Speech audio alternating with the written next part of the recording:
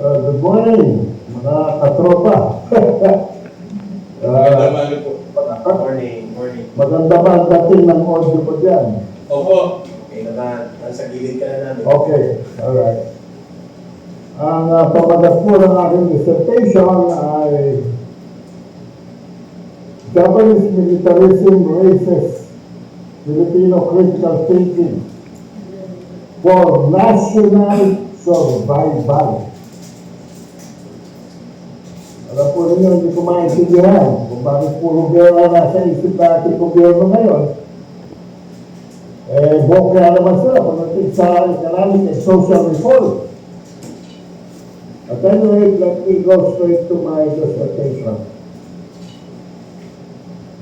One midweek spring afternoon at DuPont Circle, I shared a pot of Irish tea, French croissants, and matching Abernathy butter and Manchego cheese with Benedicto Darin. Siya po ang ating press counselor noon sa ating embassy sa Washington, D.C. under Manuel Pelaez as ambassador. And we were discussing the burning issues in faraway homeland dito po sa Pilipinas. Because before our diplomatic assignments, siya po ang bureau chief ng National Broadcasting Corporation sa Maynila, one of the top 3 networks in the United States. I told him a question. Ever wondered why our nation is caught in a vicious cycle as we keep on repeating mistakes in our history?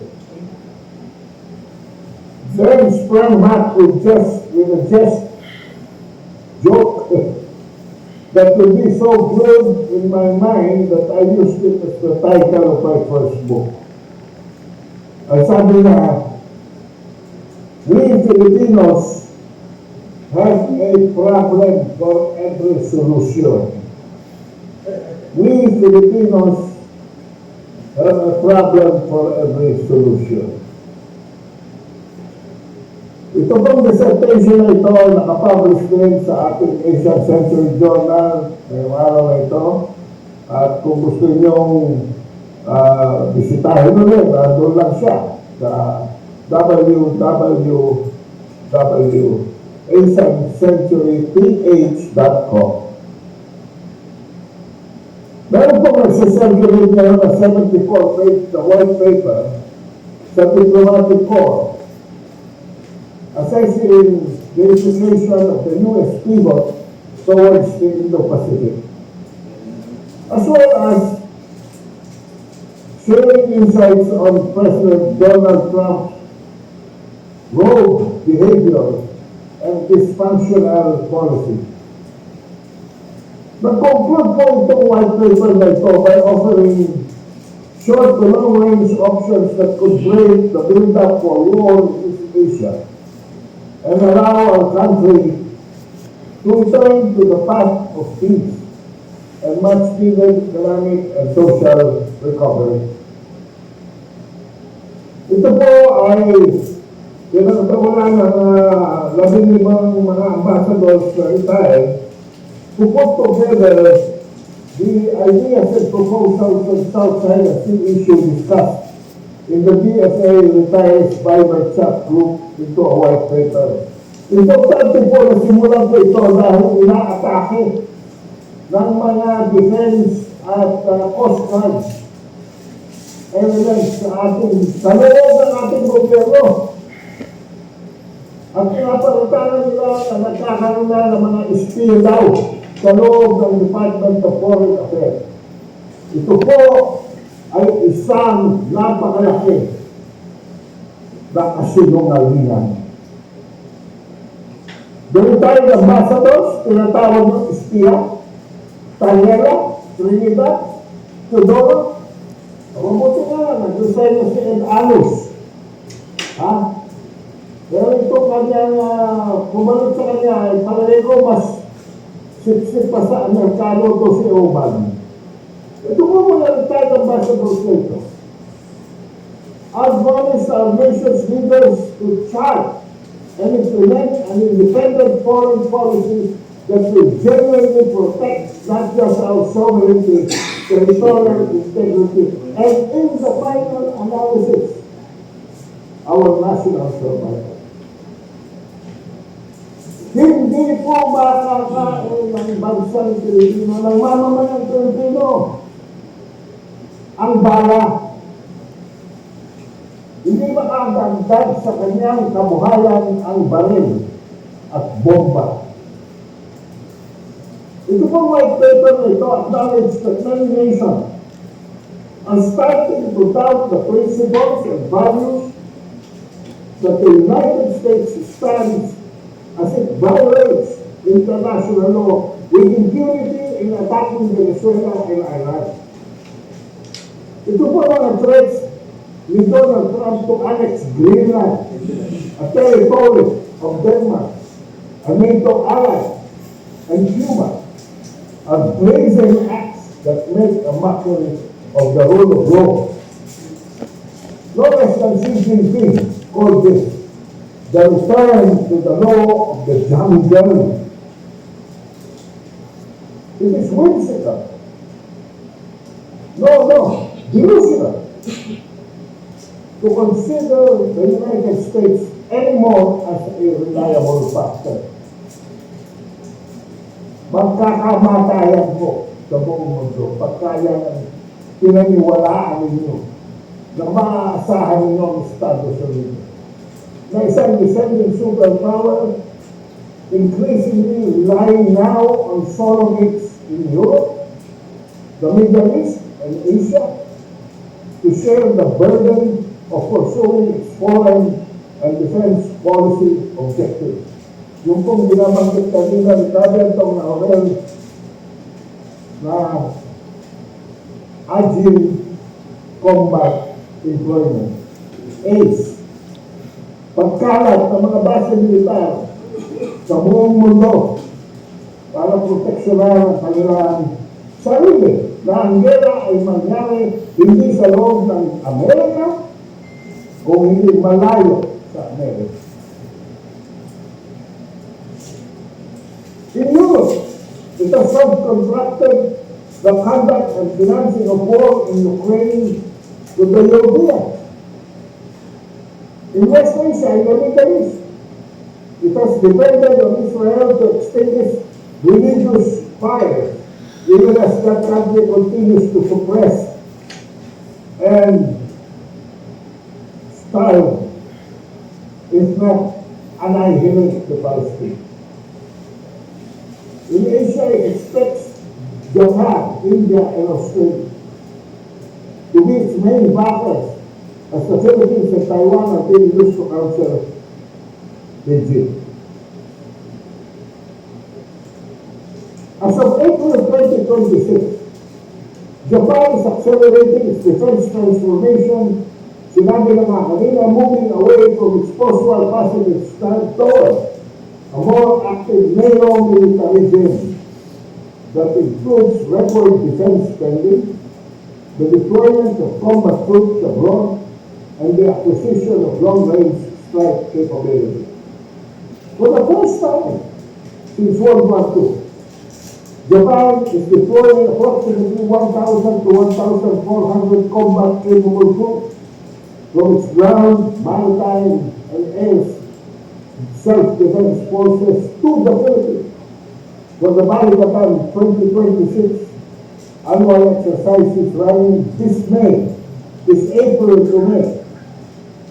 Japan is the third largest group contributor to these drills, which include anti-ship missile systems, marking a shift from the previous limited participation at sabi na sa humanitarian roles daw to fully integrated large-scale combat drill. This deployment is enabled by the Japan-Philippines Reciprocal Access Agreement, RAA, that took effect in September 2025, strengthening regional deterrence against China. Nabanggit kanina yung fiscal budget was approved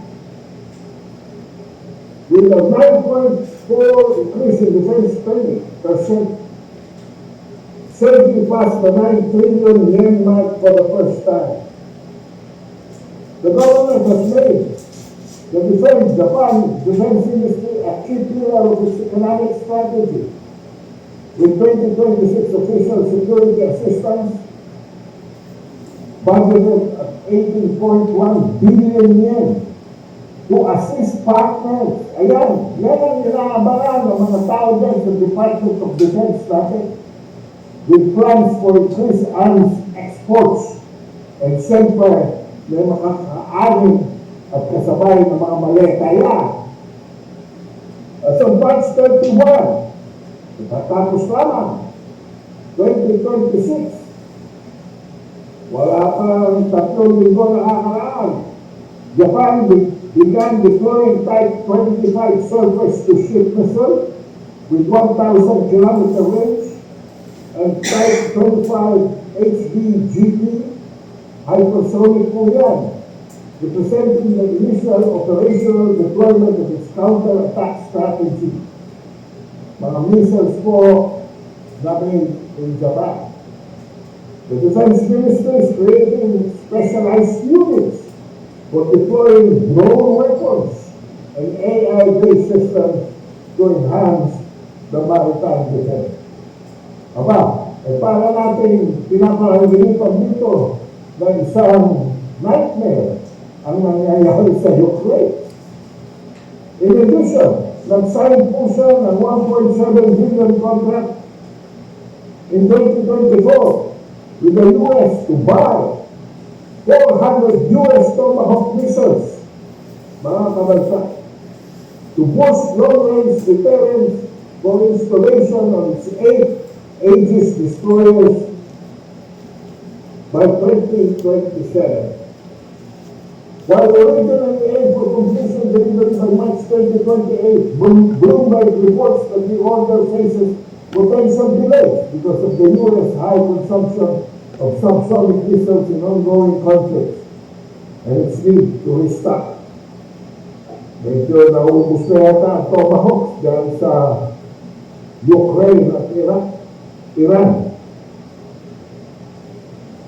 Sa ilalim po ni Prime Minister Takaichi, the ruling Liberal Democratic Party is pushing to revise the April 9, the Article 9 of the Constitution to explicitly recognize the Japan Self-Defense Forces with aims to submit a proposal by 2027.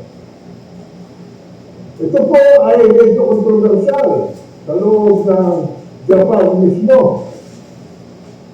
Public opinion sa Japan on constitutional revision has divided the nation, with no clear consensus and general caution among the public, despite political momentum according sa mga survey. While majority may acknowledge a need to debate changes, particularly concerning security, roughly kalahati or more often express skepticism or opposition to actual revision. Ang affirmation po is pagdibatehan muna natin, hindi agad-agad na gawin, pero ginagawa na po ni Takaichi. Ito lamang Pebrero, DG Press found that 51.4% of respondents expect progress in debate, but other polls indicate 65% of the public feel no need to rush the process. Your news is currently split in amending the one announcing Article 9. With recent figures indicating 51% in support and 46% against. Among those favoring revision, the primary motivator is adapting to the changing security environment and strengthening defense provision. At ang Asia Society po notes that those against revision heavily cite the importance of maintaining Article 9 as a symbol of peace. Indicators historically shifted from indifference in the early post-war era to increase focus on Article 9 since the 1960s. Parte na po ito sa pag-iinganyo sa intriga at paglalapag ng Estados Unidos. Ano ang nagiging epekto? Russia and China have accused Japan of abandoning its post-war commitment and the militarization that violates international agreements, warning this could cause an arms race in the region. Significantly, ito ang nakakatakot. North Korea has also accused Japan of a grave provocation just this week after Tokyo laid out its opposition to Pyongyang's nuclear program in an annual diplomatic paper. Alam po ninyo mga bansa, kung po ang mapalansunod sa 5,500 possible nuclear weapon nila, hindi na huhihintay sila ng North Korea at saka ng China. Aba, ay baka makita natin, huwag naman sana dahil ang dami Pilipino sumunod ako na mawala ang Japanese archipelago sa mapa ng mundo. Katulad ng hindi paghintay ng Amerika sa mga nuclear weapons na nila. Yan po ang tinatawag sa Article 51 ng United Nations na the right to preemptive attack. Aba, kayong mga Hapon, mag-isip-isip kayo. Hindi na kayo dapat i-judge. Maamoy lamang na nagsisimula na kayo gumawa ng nuclear weapon na yan. Ang China, maaaring magtigil. Hindi ko alam kung ang North Korea sa Kim Jong-un ay mapipigilan nyo. Tandaan nyo, walang diplomatic relations ang North Korea sa Japan. And Pyongyang frequently criticizes Tokyo over its colonial rule of the Korean Peninsula. It's ended in World War II. Matagal po na ang Korea ay nasa ilalim ng Japanese colonialism. Katulad ng Taiwan, alam niyo ba? Ang Taiwan was under Japan for 15 years. North Korea has insisted it will not give up on its nuclear arsenal, describing the past as irreversible and even vowing to strengthen its capabilities. Hindi na po ako magtataka kung magpadala ng isang missile test na naman, nuclear missile test, ang Korea anywhere in the Japan Sea. Tokyo also downgraded its assessment of China for the first time in a decade, calling Beijing an important neighbor instead of one of Japan's most important partners. Alam niyo, sa diplomatis, sa lingwahe ng diplomasya, an important neighbor is a downgrade from most important partner. It marks the latest deterioration in ties with Beijing since the Japanese Prime Minister Takaichi indicated in November that Tokyo could intervene militarily in the event of an attack on Taiwan. Can you imagine? Ang kapal ng mukha ng babae niya. China views the self-ruled island Taiwan as its territory and has not ruled out taking it by force. But the recent red carpet visit of opposition Kuomintang party leader Chen Li-moon to Beijing offers more of diplomacy rather than your taking over this reunification issue. At tandaan nyo, meron din reunification issue ang North and South Korea. Kaya parinig ko, pakiramdam ko na yun. Pag nagkagulo nito, mawawala ang South Korea sa Amerika at sa Japan. At it will push its own reunification campaign with North Korea.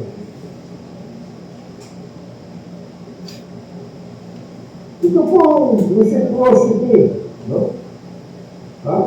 For faster deployment of forces for joint exercises, training, and disaster relief between the Philippines and Japan. Pinirmahan po ito. Ni Secretary of Defense, Gilbert Quirino.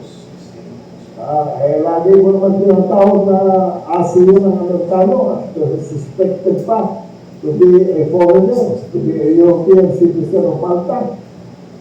Paulit-ulit ako dyan, at hindi ako titigil at hindi siya nagpapakita sa publiko ng mga dokumento na hindi na siya, according to the Maltese government, hindi na siya citizen of Malta, according to our own immigration procedures, na nag-reacquire siya ng Philippine citizenship. Wala pa po. Wala kita ba kayo?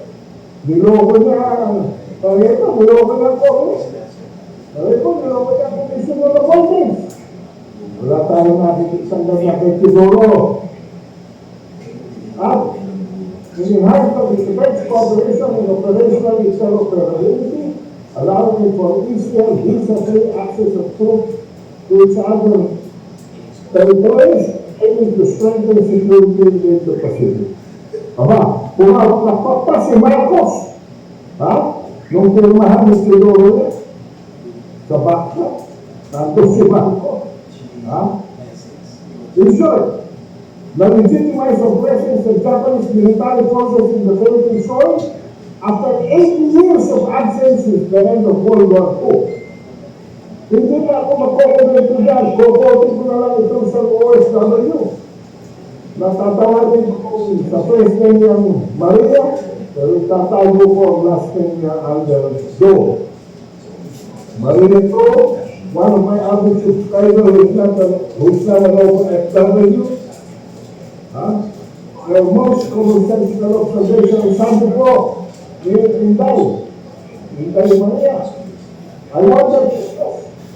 Ito po ay mag-plan ng Pilipino, ha? You have noticed the upcoming large-scale joint military exercises. What shocks me most is that Japan will also participate this time. This news has become very popular in Japan.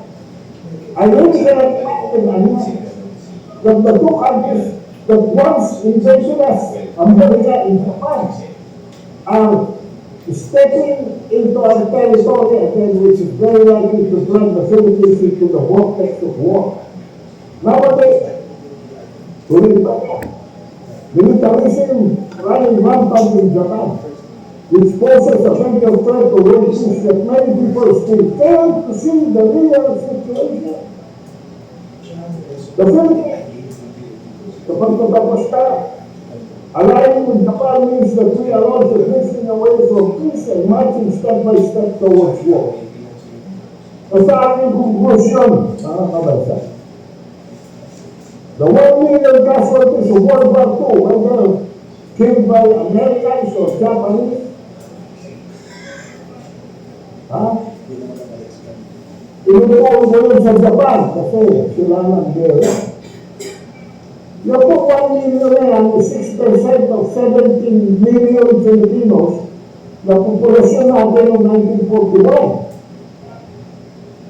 Yung po ay equivalent sa 7 million of our population today kung conventional warfare. Pero kung nuklear, this may mean our survival as a nation. At this point, allow me to echo the wisdom of retired Philippine Coast Guard Commander Joel Garcia in his call for national solidarity. Sabi niya, the country must immediately adopt a comprehensive strategic plan anchored on multiple scenarios, each with clearly defined courses of action. Preparedness is not optional. It is a duty of government. Dr. Mayor, the government must now convene a national security summit, bringing together all national leaders in government, opposition, business, and key stakeholders to forge a unified program of action for peace. Without, mga kabansa, without any unity of effort, strategy collapses. And our nation will surely pay the price. Ang masasabi ko lang, sa ngayon, as Filipinos, we have no business nor benefit dying for Americans and their Japanese surrogates. Stop Japan's militarism now! Salamat po. Maraming salamat, Gago, for that very enlightening, thought-provoking opening remarks. No to Japan militarization. That is our call for today. Kyrie, RJ, comment on Gago. No to Japan militarization. I'll go back to comment on first. Yeah, may reaction dito kami sa mga tayo. You invoke the Bataan Death March and the Comfort Women system as reminders of Japan's wartime atrocities. How do you propose keeping that historical memory alive without undermining current diplomatic and economic relations with Japan?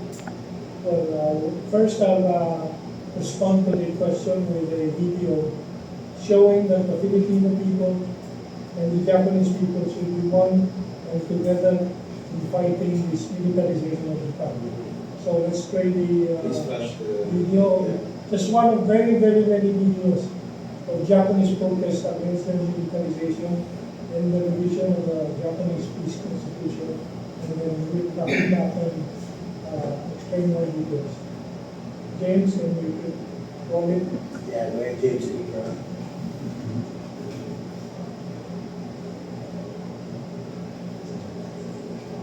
This is something.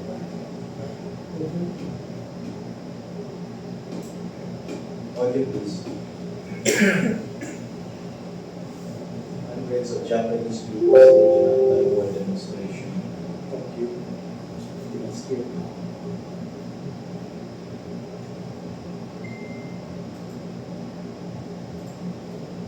Full screen, please.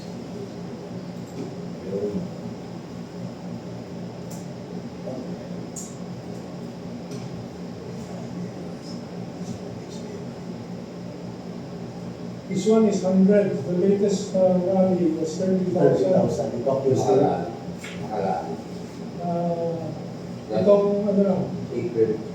April 9. Sa Tokyo lang. Yung audio, no?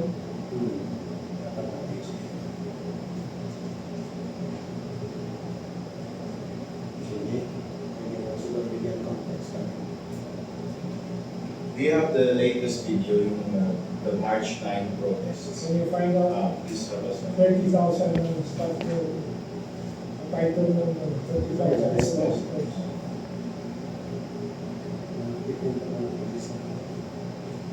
No, yung Kyrie, itong mga inaarest mo ay yung mga right-wing, not pro-militarization na inaarest mo ng police. Pero peaceful naman yung anti-war. Nahanap niyo yung isa.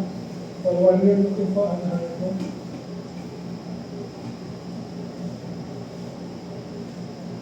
So comment on, what is the, kanina na-mention ko yung shrine, yung meron sa, Yasukuni Shrine. yeah, what is that? Yung That is the memorial to the Japanese Imperial. imperial officers. So meron po silang shrine dedicated to the Imperial Army. That's right. And second point is that Japan has not apologized for the Second World War. Formally apologize sa Yeah. atrocities. Yeah. Yung comfort women they recognize. Pero yung overall atrocities sa campaign na nasa Kamito, wala po. Hindi po kinilala ng Japan ang kanyang naging papel sa paglulunsad ng karahasan at mga mapangwasak na digma in World War II. Bagamat tinanggap nila ang konstitusyon na sinulat ng Amerika para sa kanila, yung sinasabi ni Hamilton na peace, pacifist ang tono or peace constitution ang tawag, pero yung pag-recognize at ang pagbayad mismo ng Japan sa mga nawasak, kasiraan, sa lalo na sa kampanya nila sa Southeast Asia, na pagwasak ng maraming bansa, pagpatay ng maraming sibilyan, wala pong ganong atonement. And At yung mga experiments na ginagawa yes, pati yung mga experiments humans. sa mga tao na ginamit nila sa war atrocities. Unit ano yun, 7 something. Unit something.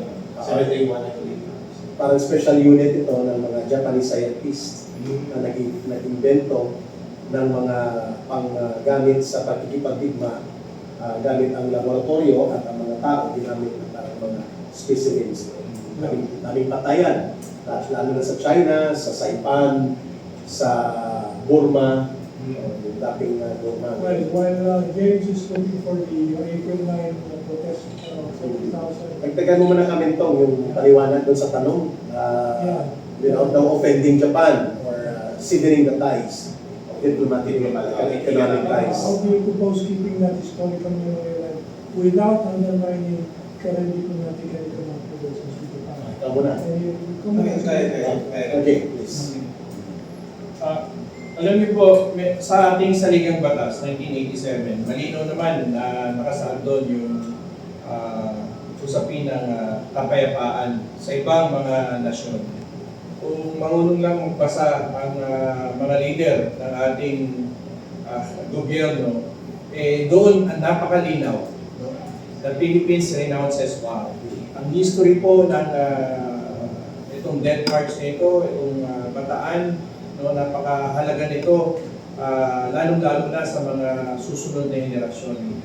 At sa tingin ko, wala namang iba-violate na anumang diplomatikong pakikipag-usap sa kahit anong nasyon. Hindi lang ang Japanese government. Hindi natin sila ma-offend.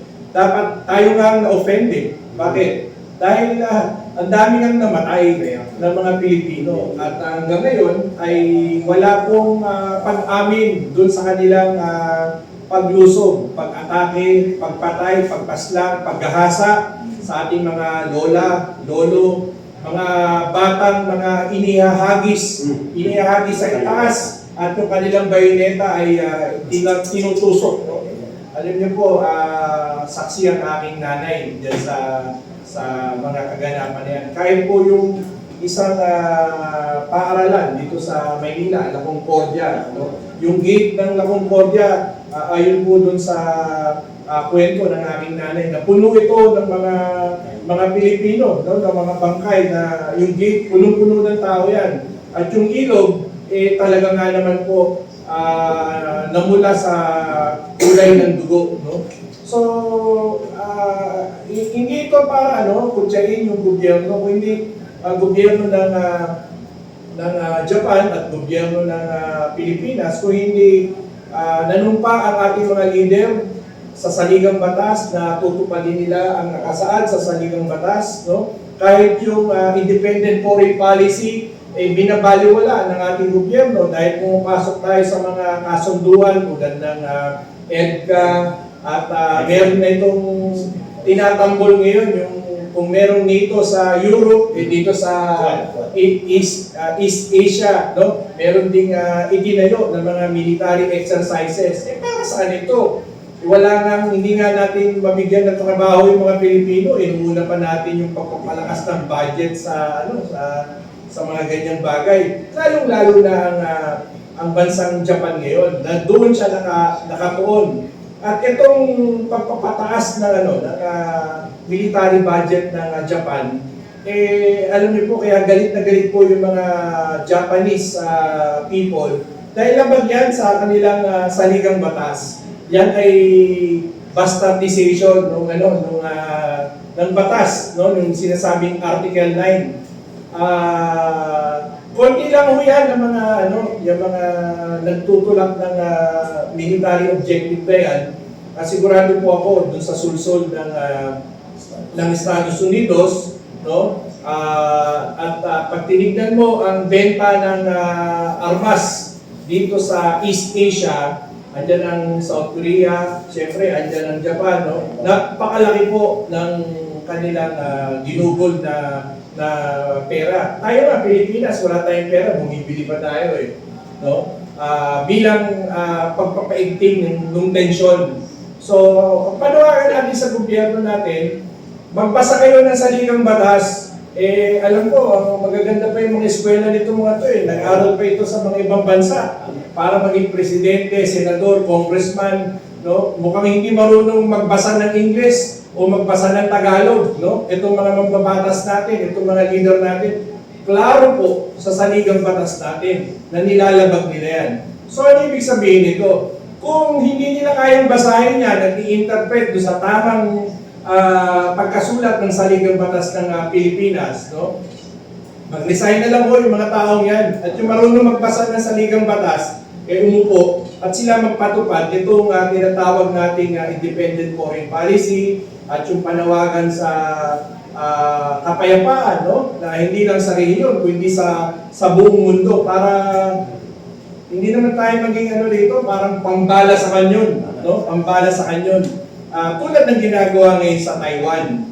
Huwag niyo pong kalilimutan, 1895 hanggang 1945, sinakop ng Japan ang Taiwan, no? Ganun katagal yan. Mahigit sa mga 300,000 na Japanese ang nag-occupy ng Taiwan. At huwag niyo rin kalilimutan, ang Taiwan, 95% ng mamayan ng Taiwan, ano ba tawag dito? Hans Chinese, no? Kaya kung makikita mo bakit ganito ang attitude ng China at attitude ng Japan sa usapin ng nitong sinasabi nilang problema ng South China Sea, malalim mo mga pinag-ugatan yan. Dito rin sa Pilipinas, sinakop nga tayo ng Japan Kaya tama lang na tayo ay maging maalarma dito sa nangyayari nito dahil hindi mo natin ito gera. Pinipilit tayong isama sa gera ng mga nagpapakulo na ito. But again, ang gera na ito ay tungkol pa rin sa ekonomiya. Huwag natin kalilimutan, ekonomiya pa rin. Ayaw nila na lumago ang ekonomiya ng China at ng mga ibang mga bansa na mga naging colony, ng mga sinakop, no? Ng mga imperialistang bansa tulad nitong Britanya, nagkukunwaring peacemaker ngayon pero nakatago siya, no? Pero isa yan sa mga dapat nating bantayan. Ang Estados Unidos lutang na lutang naman. Ang Japan din ngayon. Yan yung mga nag-aabang Itong Japan nag-aabang lang ito ng oportunidad para makabawi sila dun sa kahihiyan na dinanas nila nung Second World War. Na marami, natalo nga sila Pero ba't hindi natututo itong mga elemento na ito sa bansang Japan sapagkat mawawalan sila ng hanap buhay mawawalan ng ekonomiya itong mga ilang mga tao na may control ng halos na ekonomiya dito sa East Asia. Sa sasakyan lang ilang porsyento ng Japanese cars meron dito sa Republika ng Pilipinas. Paano lumakas pa lalo yung mga Chinese cars, na mga electric ngayon, panahon na ito, na hindi nila kayang ma-compete in terms of technology, na unahan na sila, sobra-sobra. So, yan po yung mga inaabangan at tinitingnan. Kaya ang pasismo, yan po yung kanilang paraan para matalo dito sa economic war na ito. Ano na ho ito nasusukol na sila halos nasa pader na ho sila, no? So, yung natitira nilang pera, pondo, budget, at mga politiko na pwedeng paikutin, tinutodo nila ngayon. So, maganda po tayo dahil ang problema na ito ngayon, halos katulad itong problema natin ng Second World War. Alam ko na yung... Okay. Nandiyan ang video? Yeah. Maraming salamat ka RJ Abellana. This was only 9 days ago. Ah, At it's very interesting kasi pinakita yung individual interviews. this is a magandang reminder na we just received from RJ kasi 1895 until 1945. So, kasi the reason why, kung gusto nila itong si Takeichi, yung mga Japanese government ngayon, na to acquire nuclear weapons, i-revise yung constitution dahil ang tingin nila, pantak daw yung Beijing sa Taiwan. Nakalimutan natin nila, Taiwan's darkest chapters. Ay, yung Because panahon of nila. panahon ni Japanese. So, very, parang wala silang self-reflection siya. Saka, Daniel, ang Taiwan, historically, hindi po yan hiwalay na teritoryo. Sa bahagi po yan ng teritoryo ng China. Nagkaroon po ng bargaining sa tagumpay ng People's Liberation Army nila at naging isang negosasyon ay maghiwalay muna sa temporaryo bilang probinsya. Pero yan ay organically, bahagi po, historically, ng teritoryo talaga ng China. With all rights attributed to the rights of nation to protect its territory, ay wala pong karapatan ng Estados Unidos, ang Japan, ang Pilipinas, na mangialam po sa pangloob ng patakaran ng China patungkol sa pagprotekta o pagpreserba ng kanyang mga territorial rights. Okay. At included na Taiwan. The other part of the question is without undermining current diplomatic and economic relations. We can Japan, put the video on loop. We can put the video. First of all, we should help Japan revise their position on this matter. And we should support the Japanese protesters dito sa bagay na ito. Kaya we wanted to show them their presence. Let's show them. Ito yung latest na ito. Ayan. Walang audio? Can this be It on a is Zoom? vital Can that the Zoom Japan people does hear? not wage war or possess military force. So the people in Zoom sa live, they can hear the audio tayo lang yung Holding weapons is completely this is one of self-contradictory. the Japanese We must not I want to take take a our promise not to repeat the mistakes. the mistakes of. I believe Japan's constitution must not be revised. Article 9 of the Japanese constitution is included extremely important but not to stop any attempt to revise the constitution. Politics, too fast.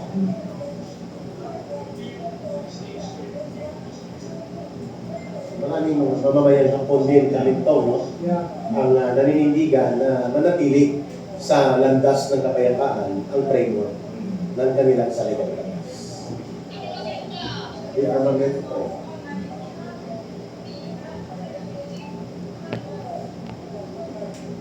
Respeto na.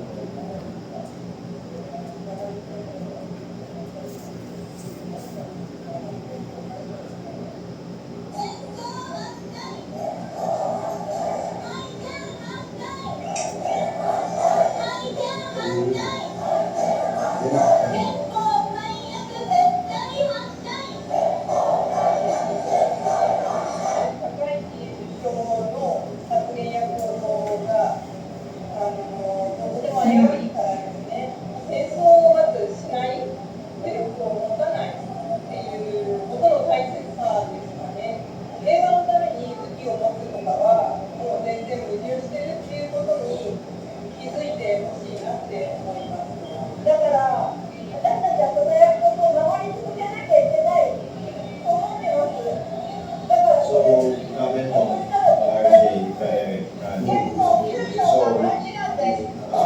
parang hindi sila nalulunok. Bakit? Baka gusto nila mag-surrender the second time. So, oh, They want to surrender the second time. Hindi sila magagalit. Pag nag-rearmed sila. So, ibig sabihin na develop po kami itong babae pagkilo sa Japan na tumututol sa huling paglakas ng military capability. Pwede na natin ka. Okay.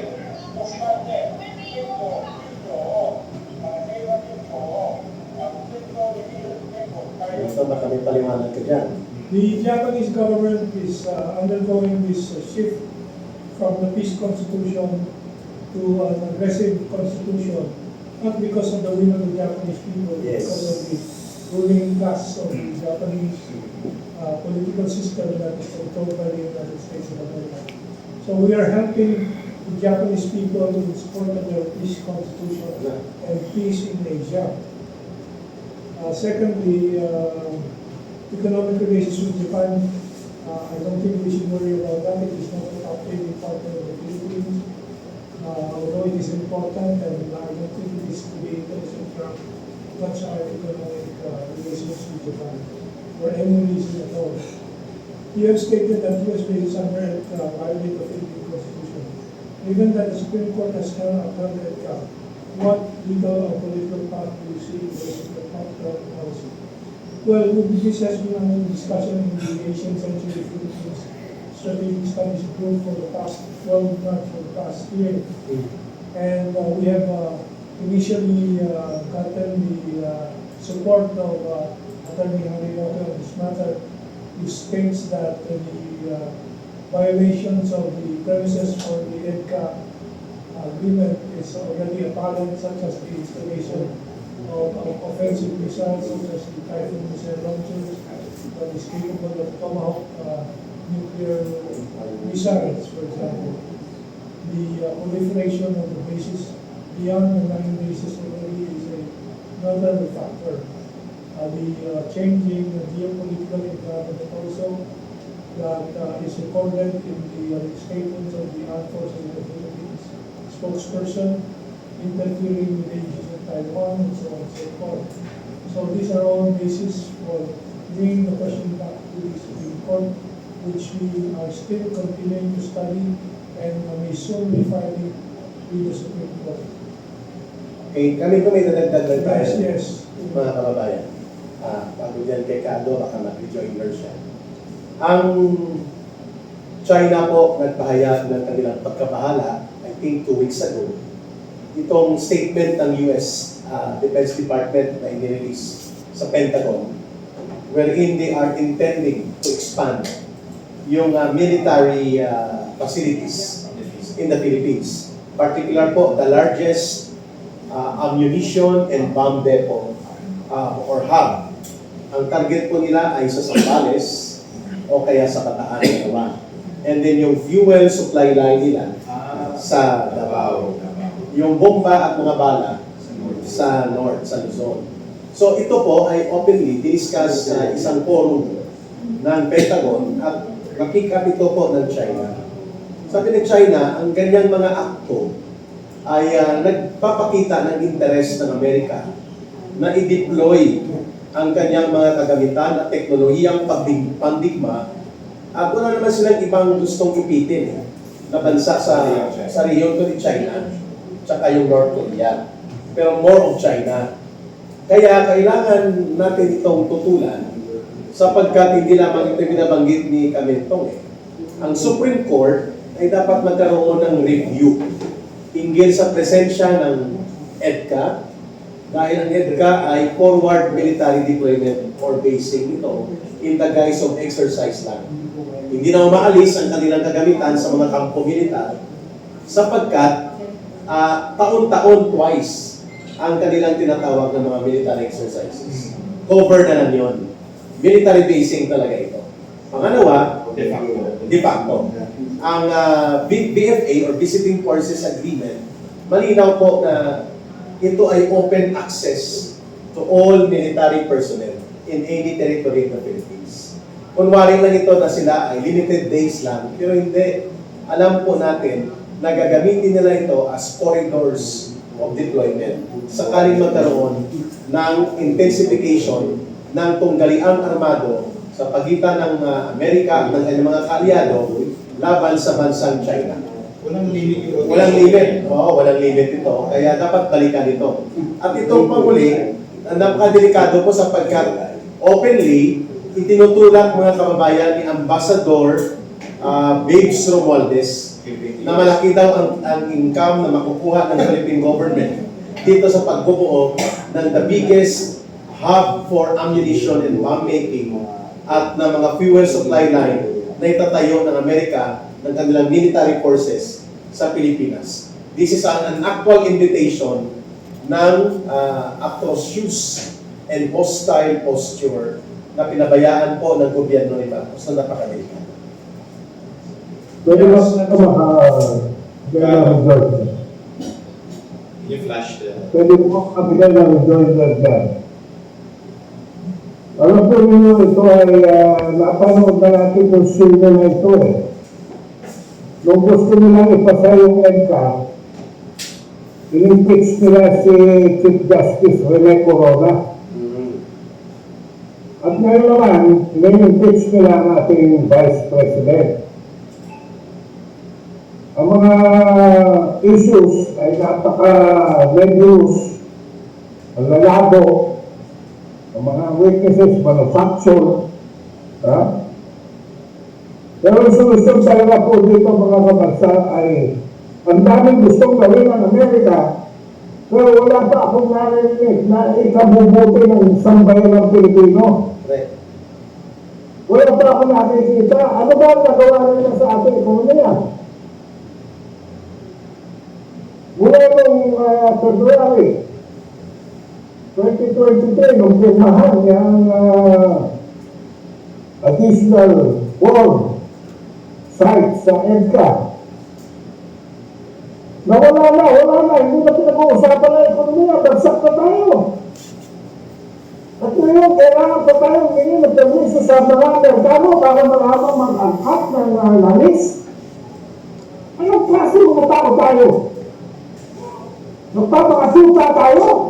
Hindi na waiver. Para naman mga Amerikano? Ano ang nangyari sa ating konstitusyon? Ginahasa na ating konstitusyon. Pero dapat tayo, hindi ko sinasabing hindi naman, no? Pero kasabay. Nung pagsalig natin sa pwersa ng Hapon na tumututo sa Japanese Pecan Green Crisis, kailangan kong kinustin tayo dito sa atin. At tatlo ang proposal ko dyan. Number 1, demutualization of the defense treaty. Number 2, revisiting of our forces agreement. And number 3, de-enhancing our defense cooperation. Yung pong tatlong tratado na yan, o agreement, ang nagsisilbing lason sa ating kasirilan. Yan po ang pinoprotektohan ng mga traidor na katulad ni Divorcio Toro, ni Carriera na tuwa ngayon. Dahil alam nyo ba, si Carriera ang in-insert ng Japanese government sa ating gobyerno para maggulo. Diyan ho nag-PhD at siya eh. Aral ho yan, estudyante ho ng mga Hapon yan eh. At ngayon, ito naman si Trinidad, tumahin na rin sa panggugulo. Ito ang mga traidor, tunay ng mga traidor na ito ang nagtutulak sa atin sa pangangin. Ito po mga traidor, ito ang tumutulak sa atin sa bangin ng kamatayan. Pagising na po tayong lahat mga kabansa. Kanina may sinabi ako tungkol sa sinabi ni former Coast Guard Commander Joel Garcia. Isang amin for solidarity. Pero sa likod ng aking ulo, sa aking batok, may nagsasalita. Ano mangyayari dyan under Marcos? So ang talagang rason mga kabansa, ay hindi divertimentis. Ang tunay na lason mga kabansa ay hindi ko kayo addiction. Ang tunay na lason ay ang liderato ni Marcos na dapat pagpabagsakin. Mga kabansa, pag-resignin na natin yan. Hanggang nandiyan yan, walang mangyayari sa atin. Kung kailangan i-pwersa yan, kung kailangan kausapin ninyo ang mga kapitbahay ng mga general, colonel, captain, major, kung sino-sino, mga congressmen, mga senator, kausapin ninyo mga kabansa. Baka tayo sa isang puntos na paglagay na sa Davao ang oil dito ng mga halupak na yan. At nandito na sa Soviet ang factory ng mga almas na yan. May nakakita akong mapa na halos nakalagay sa pula that was illustrated by the Evil Foundation. Abay, halos buong Pilipinas may presence na ho ang American Military Forces. Magising na tayo once and for all. Hindi na ito biro. Hindi na ito basta kung sino mananalo sa 2028. Hindi na ito mismo. Kung ano ang nais bukas, ito ho ay national survival na. Masyado na yung tayo tinutuharap sa piling ng labing. Magising na tayo. Tara. Okay, nice to dagdag, Kani, that yung recent publication of the white paper ng 11 ex-Filipino ambassadors, 13 na ba? 13. Labing tatlo. Ay isang kahit po dyan ay review na ang ating relasyon sa Estados Unidos dahil sa general change in the global geopolitical trend. In other words, question na nila itong mutual restrictive at special relations with the United States of America. These are experienced veteran diplomats at yan po ay importanteng factor. So we are in the cusp of change talaga ngayon dito sa ating direksyon. At ito ang panahon na kailangan natin may taasan na angkas ng pamulatan po ng ating bayan dito sa kanila. Ito, at nakapagpapikado yung ito na hanggang sa ngayon tayo humingi ng permiso sa Estados Unidos para makabili ng mas murang langis galing sa Russia. Anong klaseng republika tayo? Anyway, back to you, Danny. Any other question from any other party? Kathy, any question? Kathy, any question? Ang dami kasi mga nalulong, actually, na tawag dito, natatakot ako sa mga posibleng mangyari. When you imagine it, it's human extinction actually, lahat po ng mga binabanggit ninyo. Ngayon, ang bola ay talagang nasa pamahalaan kung ano yung gagawin. With regards dito sa Stop Japan Militarization, ano po ang nakatakda po ninyong gawin para ipahayag yung matinding pagpangamba at babala na mga tinutukoy po ninyong ano? Alam mo, Kati, dapat agawin natin ang bola sa gobyerno dahil ang gobyerno ay ang taong bayan.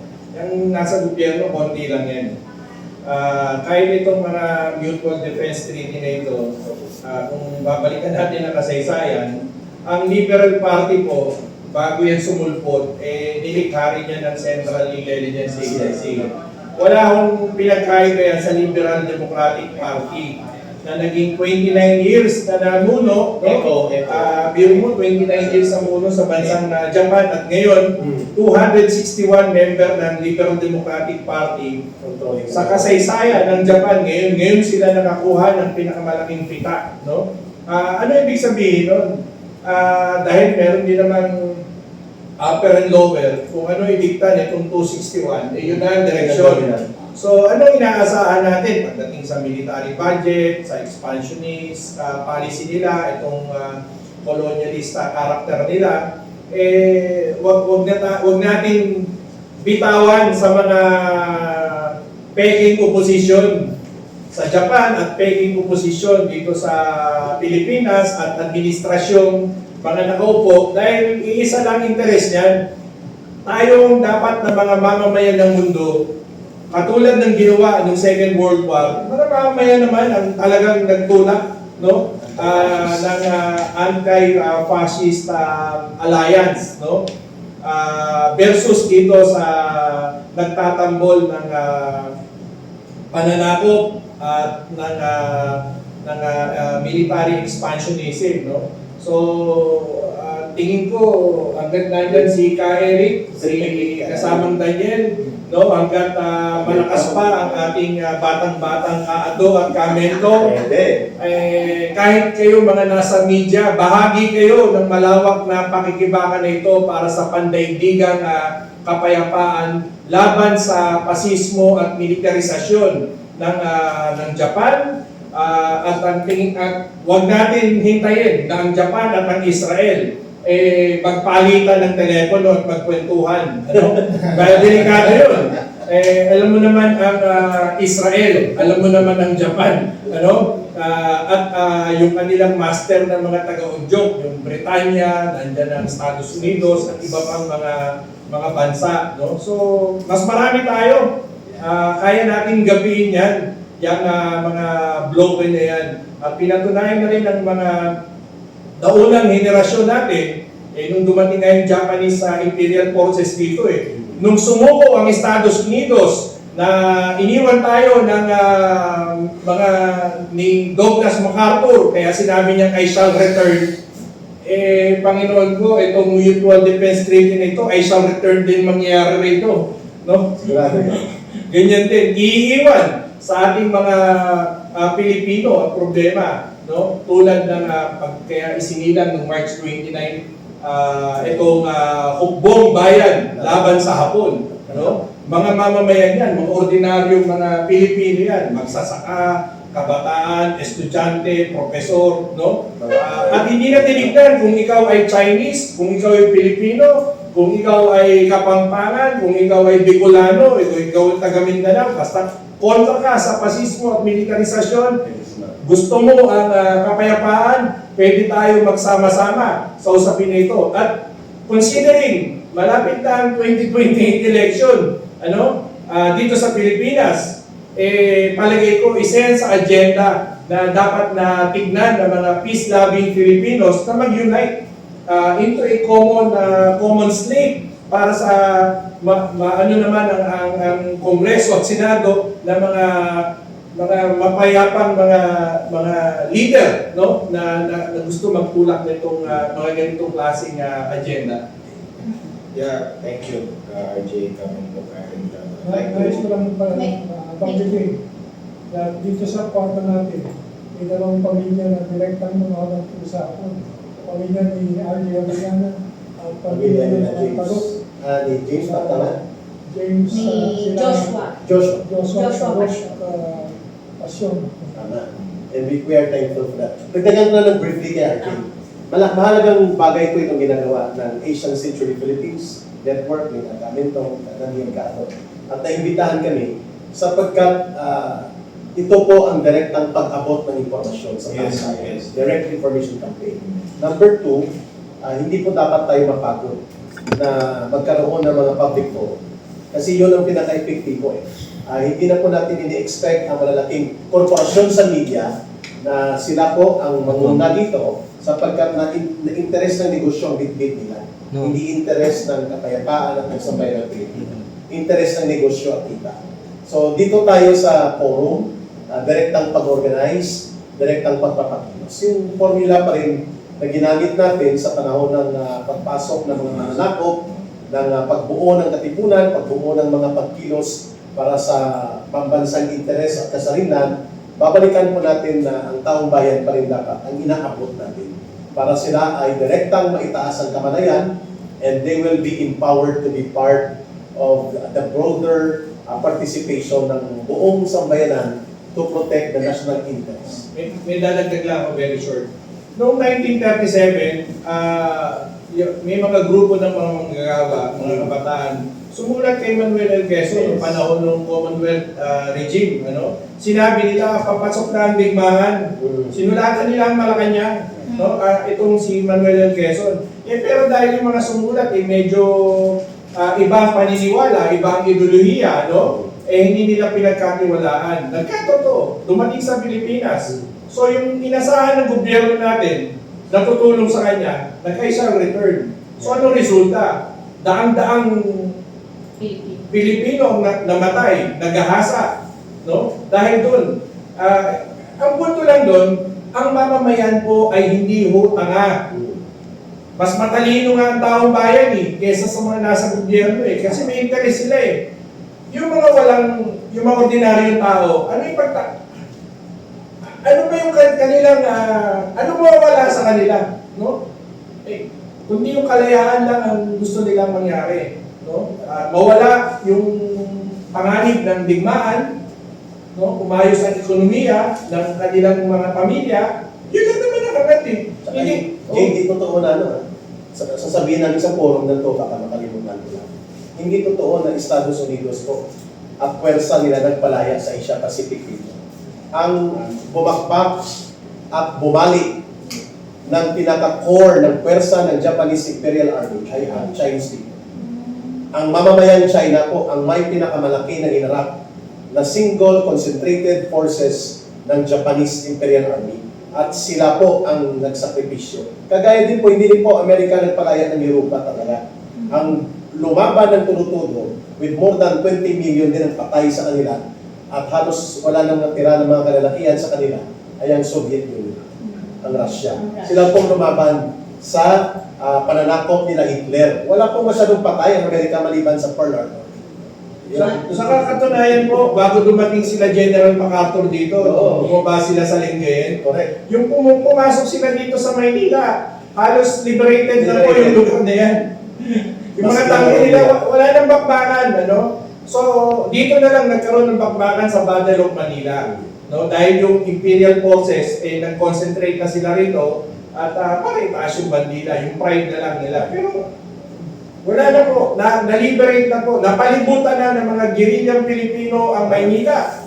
Kumakatok na po ang gerilyang Pilipino sa Maynila para palayain ito. Nung naamoy ito ng Estados Unidos, nag-direct train na dyan sa Australia. Balik na kayo sa Pilipinas kung hindi maunahan kayo ng buong bayan laban sa Hapon. Dahil magte-take over na. Marami ng probinsyang mga na-take over that time. Yan po ang kasaysayan. Last question ko na lang po. Ang question ko goes to Kaado and Una, Carmen. tungkol kung paano napasa Hapon ang Taiwan. Una. Tungkol ang first Sino-Japanese War, natalo po ng Japan ang China. Dahil ang Japan, ang kauna-unahang bansa dito sa East Asia na nag-modernize ng army niya. Mga Hapon po, unang nag-manufacture ng mga rifle, mga kanyon. Kaya natalo nila ang China, natalo nila ang Russia. No? Kaya sa Treaty of Shimonoseki, o 1995, ay nakikita po since ng China ang Taiwan at ang Pescadores Islands sa bansang Hapon. At ang kalahati ng Manchuria, yung pong Liao Peninsula, sa pag-aari ng China, kasama po yan sa tatlong features na sinuko ng China sa bansang Japan. So, 1895 to 1945, 50 years po yan. Ngayon, pangalawa, yung kalahati ng Manchuria, which was occupied by Russia, ay naakop din yan ng Japan. Ngayon, ito po ang papaalala ko lamang sa mga Hapones. Kung unang bomba na pinadala sa inyo ng bansang Amerika, mga kabansa, yung dalawang bomba na yan ay totally hindi na kailangan para tapusin ang gera. Useless po yan. Noong unang araw na sumuko na sa Manchuria, ang Hapon sa mga Ruso, yung po rin ang tinanin ng Amerikano para sa unang bomba na bumagsak dyan sa inyo. At a few days after sinundan ng pangalawang bomba, ano ang kanilang excuse? Para daw mabawasan na ang casualty. Sumuko na nga ho ang Hapon sa Manchuria, sa Ruso. At ang Ruso, tinanover yung pwersa na nakuha niya sa mga Hapon sa Manchuria kay Mao Zedong. Kaya natalo ni Mao Zedong si Chiang Kai-shek. Kaya mga tropa ni Chiang Kai-shek ay lumisan po at nagpunta dyan sa Taiwan. Was totally unnecessary to you who are listening here from Japan, to the Japanese people. The murder of your hundreds of thousands of citizens is in the hands, in the bloody hands of the Americans. Huwag kayong paloko sa mga Amerikano. Hindi ho kailangan na tapusin ang World War II sa pamamagitan ng atomic bomb dahil sumuko na po sa China ang mga Hapon sa Manchuria sa mga Ruso. Yan po ang history. Niloloko rin kayo katulad ng panloloko sa Pilipino, katulad ng panloloko sa mga Ukrainians, katulad ng panloloko sa mga taga-Middle East. Niloloko tayo lahat sa mga Amerikano. Dahil lamang gusto nilang sumako para sa mundo. Yan po ang buong katotohanan. Yung po pagpunta dito ni MacArthur, ayaw na po ng Washington yan. Dahil nga sigurado ng talo at tapat.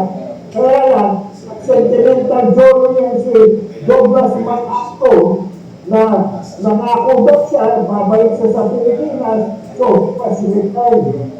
The liberation of the Philippines by America was totally necessary. Según kay Eric at kay... So, sinabi niya yan, di ba?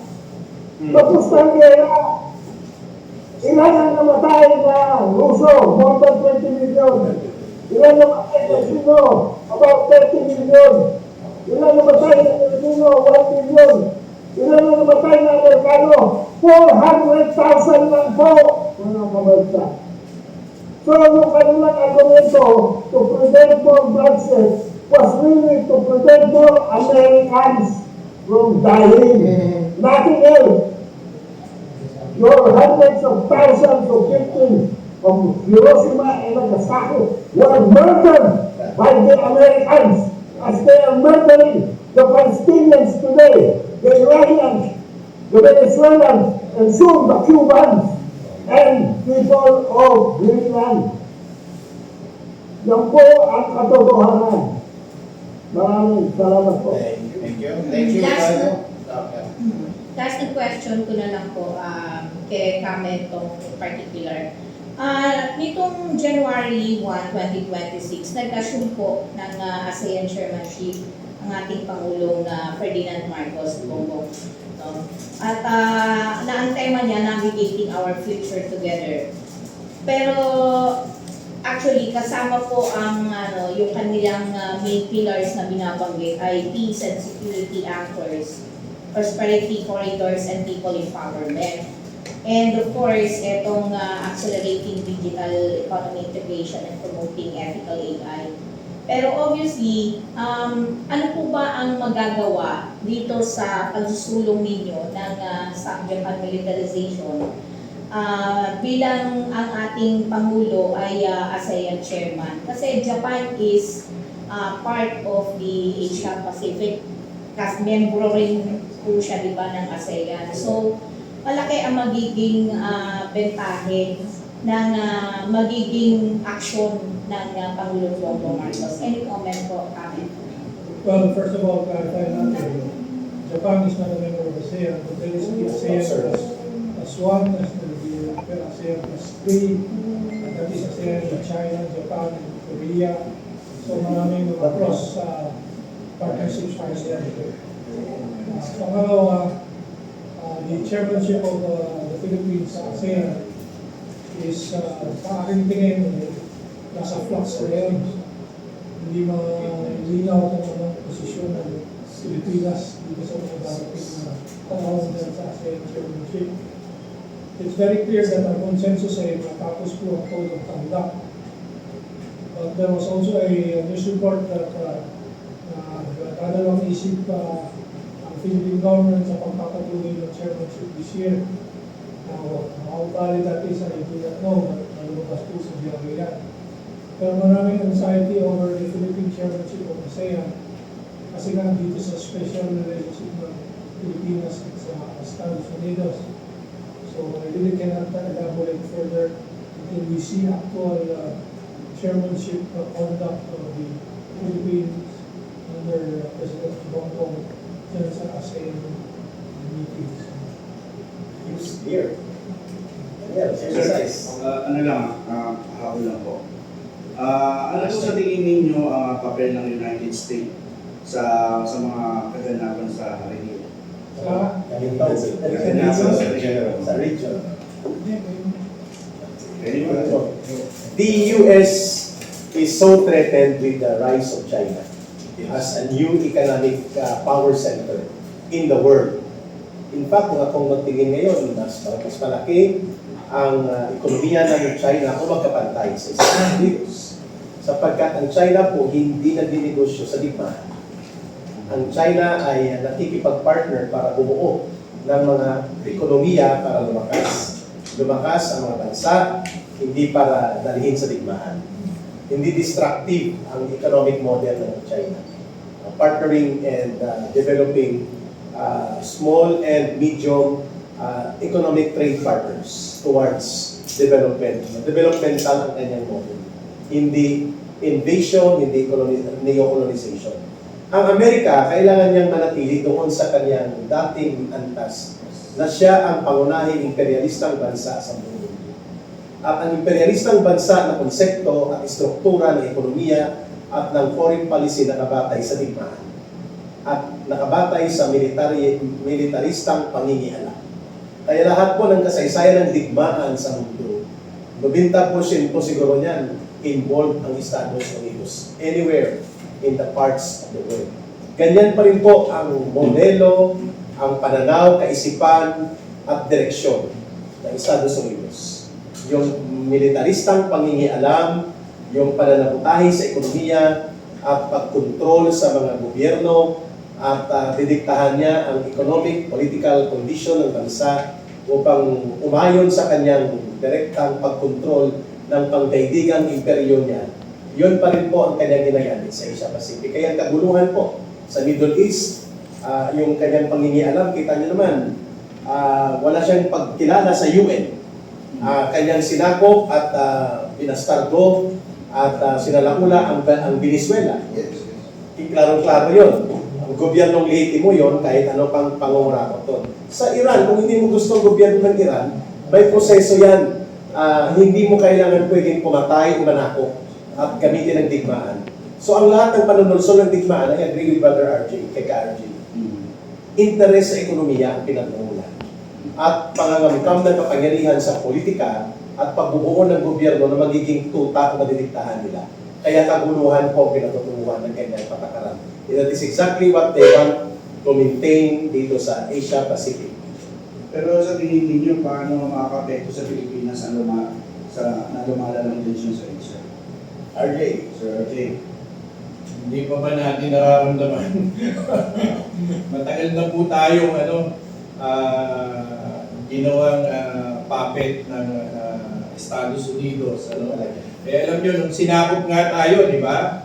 Kunyari, nagparilan, nagbatuhan pa ng kanyon dyan sa Rojas Boulevard, ang Espanya at ang Amerika. Peke naman yun. Isa sa mga unang fake news di ba? Noong unang panahon. Kaya hanggang ngayon, hindi tayo bibitawan ng Estados Unidos, ayaw tayong palayain talaga. So, nasa sa atin kung ano bang gusto ng mga Pilipino. Gusto ba nating magpatuloy ito o panahon na para tayo ay lumaban, no? Panahon na para tayo ay mag-organisa, panahon na para tayo ay kumilos para sa pandaigdigang kapayapaan at kaunlaran laban sa pasismo at militarisasyon, no, ng sangkatauhan ng mundo. No? Yan po ang ating laban at ginawa na ho ito ng mga naunang henerasyon. Ngayon po mukhang yung hamon na yan ay buhay na buhay, hindi yung namamatay. Yung hamon na yan sa atin. Ulitin ko po, magmulat, mag-organisa, makibaka para po sa pandaigdigang kapayapaan, laban sa pasismo at militarisasyon, lalong-lalo na dito sa bansang Hapon, o bansang Japan, sa kasalukuyan. Bakit po, since to Well, ang sitwasyon po ng Pilipinas ay lalarawan po dun sa sitwasyon ngayon. Na survival po ng energy situation ng Pilipinas, hihingi pa tayo ng permiso sa Estados Unidos para bumili ng mura galing sa Ruso. So anong klaseng foreign policy yan na kailangan panuhod at magpaka-awa dun sa Estados Unidos? So panahon na po, at meron na po suporta sa Acting Department of Foreign Affairs, mga veterano at eksperyensado, mga diplomats na nasasabi na panahon na magbago ang direksyon ng foreign policy ng Pilipinas at sa tupad ang independent foreign policy na hindi na po tayo kaya humingi kanino man ang permiso para sa ikabubuti ng bansa po natin. So yan ang sumututan ng sitwasyon natin ngayon. At ang pinakapeligro po ay ang Amerikano, ang presensya ng Amerikano, at kanilang mga base militar at tropa sa Pilipinas. Yan din po ang peligro sa Japan. Dapat magtulungan po tayo ng people to people, Japanese and Filipinos, and ASEAN. Marami pong ASEAN anti-war meetings na po. So we are in the process of getting in touch and consolidating our ties with these anti-war movements in the whole of ASEAN. So maaasahan po din sa mga darating na linggo, Motor Cage Rallies Symposium sa Manila, sa Tugigaraw, sa Cebu, sa Real Oro, sa Davao, sa Cebu, most particularly po dahil din sa Aerobase Group. At we will see if we can provide ASEAN members to join us. So asahan po ninyo, marami tayong kilos. Appreciate po na kayo. Nangako ako ng maglapong tayo. Wala pong sistema pag-rapong pa. Next episode. Well, ganyan talaga kung walang pondo galing sa US. Yung kabila marami sila. Anyway, so of course, to summarize, maraming salamat ka Mentong, ka Adong, ka RJ Abellana, ka Eric for joining us from Bangon Sambayanan and Anti-Imperialist Movement. Very enlightening, no, and thought-provoking resource persons. Message is simple: stop Japan militarization at maasahan po natin. Marami po tayong symposium at mga rally, motorcades na ginagawa namin. Dati pa yung anti-war movement, at ito naman about against Japanese militarization. So we need to connect sa mga like-minded at linawin po natin, hindi po tayo against sa mga the Japan or US or even Israel. We are with the peace-loving peoples of the world. Sila yung vast majority, yung mga law-abiding, peace-loving citizens, anti-war, Japanese, Americans, Southeast Asians. Gusto natin ng kapayapaan, ng sustainable development, at itong giyera na ito na nangyari ngayon at mga militarization ay isang obstacle sa global peace and security and global development. So, tuloy po natin, makibaka, huwag matakot, and kailangan natin maging aware sa nangyayari. Kailangan natin to continue to keep pushing for peace. And maraming salamat to everyone watching us via Zoom, YouTube, Facebook, at yung replay mamaya po at nasa lahat ng mga press journalists dito, at of course sila yung mga nanonood ngayon sa live stream as well. Maraming salamat. Thank you very much. Salamat na rin itong tago. By the way, habang lang, itong buwan na ito, meron pa rin tayong second forum tungkol sa maritime community of safety. Maganda yan. Very good eh. Mabuhay ang sabay ng Pilipinas. Thank you. Kuya Papepan! Mabuhay ka pa. Thank you.